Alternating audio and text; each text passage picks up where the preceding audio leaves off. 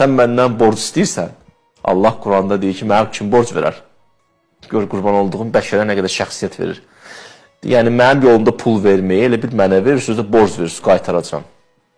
Allah necə danışsın bizi ilə? Birinci Allah adama deyərlər ki, 12 dələ. İkinci, ona verirsən. Borc niyə?